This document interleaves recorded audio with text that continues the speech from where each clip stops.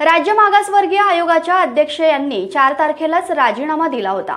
मात्र शासनाला त्याची काही कल्पना नव्हती।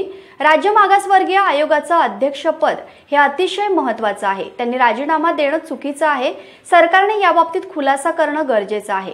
मराठा आरक्षणावर तोडगा काढावाच लागेल, सरकारला नाही तर त्याचे परिणाम भोगावे लागतील, असे काँग्रेसचे नेते आमदार भाई जगताप यांनी सांगितले। पाहूयात। कसं पाहता या राजीनामा? नाही, मला असं वाटतं की माझी माहिती अशी आहे, मला त्यातली पूर्ण माहिती नाही। त्यांनी राजीनामा जवळजवळ 4 का 5 तारखेला दिला आणि शासनाला त्याची कल्पनाच नाही 9-10 तारखेपर्यंत। हे काही तितकंसं योग्य नाही, कारण राज्य मागास आयोग हा घटनात्मक असलेलं तरतूद आहे आणि त्यांना त्यांच्या कामाची चौकट आहे आणि ते अति महत्त्वाचं असं पद आहे। अशा अति महत्त्वाच्या पदाचे चेअरमन ज्या वेळेला राजीनामा देतात ती गंभीर गोष्ट आहे आणि सरकारनेच याच्या बाबतीमध्ये खुलासा करणं आवश्यक आहे। सरकारलाच जर माहीत नाही की त्यांनी राजीनामा दिलेला आहे, ते तितकंसं चांगलं नाही। भाई, त्यांचं म्हणणं आहे की काही मंत्र्यांचा दबाव असल्यामुळे हे राजीनामा देण्यात त्यांना त्यांचं म्हणणं मी कसं सांगणार? आता त्यांनी राजीनामा दिल्यामुळे ते मोकळेपणाने बोलू शकतात आणि त्यांनी बोलावं या बाबतीमध्ये, कारण शेवटी डॉक्टर बाबासाहेब आंबेडकरांच्या घटनेने आम्हाला दिलेले जे अधिकार आहेत, कर्तव्य दिले, ते कर्तव्य करत असताना काही अयोग्य किंवा चुकीच्या गोष्टी होत असतील तर त्यांनी बोलणं आवश्यक आहे, बोलायला पाहिजे।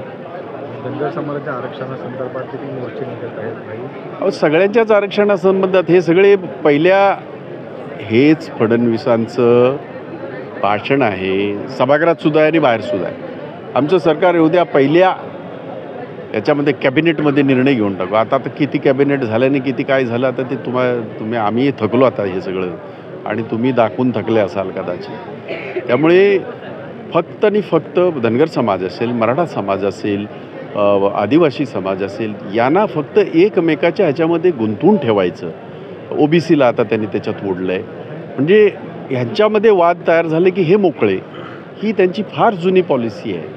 आणि त्यामुळे त्यांना जर आरक्षण द्यायचं आहे आणि जर ते असा दावा करत असतील की बाबा आम्ही दिलं होतं आणि ते मग हे झालं, तसं तर मग सगळेच दावा करतील ना। आघाडी सरकारने पण दिलंच होतं ना।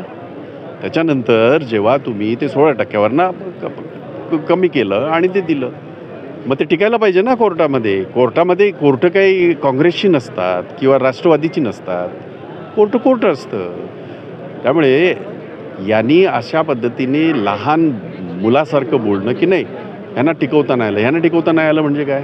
आता तुम्ही तर सुप्रीम कोर्टाचंच बोट दाखवताय ना, मग तुम्ही आणा ते करून काय? त्यात आज समाजाचं सगळे तरुण मुलं सगळे रस्त्यावर आहेत। आज मराठा समाज रस्त्यावर आहे, धनगर समाज रस्त्यावर आहे, ओबीसीचं तुम्ही त्यांना तिथे डिवचलंय। हे सगळं सामाजिक जे महाराष्ट्रामध्ये एक सलोखा होता, तो कुठे ना कुठं तरी बिघडवण्याचा स्वतःच्या स्वार्थासाठी हे जे सरकार प्रयत्न करते, हे दुर्दैवी आणि अतिशय वाईट आहे। शेवटचा प्रश्न, मुख्यमंत्री यांना 24 डिसेंबरचा कालावधी दिला आहे मराठ्यांना आरक्षण देण्याचा, काय वाटतं? हा तोडगा सुटली का आरक्षणाला? नाही, काढावं लागेल त्यांना, नाहीतर मग त्यांना परिणाम भोगावे लागतील त्यांना, कारण हा प्रत्येकाच्या याचाच प्रश्न आहे। मराठा समाजाच्या आरक्षणाचा अस्तित्वाचा प्रश्न आहे, धनगर समाजाच्या अस्तित्वाचा प्रश्न आहे। ओबीसींना सुद्धा कुठच्या बाबतीमध्ये हे होता कामा नये, कोणाचीही अशी अवहेलना होता कामा नये की त्यांना टाळून यांना द्या, असं कधीच नव्हतं। त्यामुळे ध्यास बातमीचा, शोध सत्याचा, पाहत रहा निर्भीड न्यूज।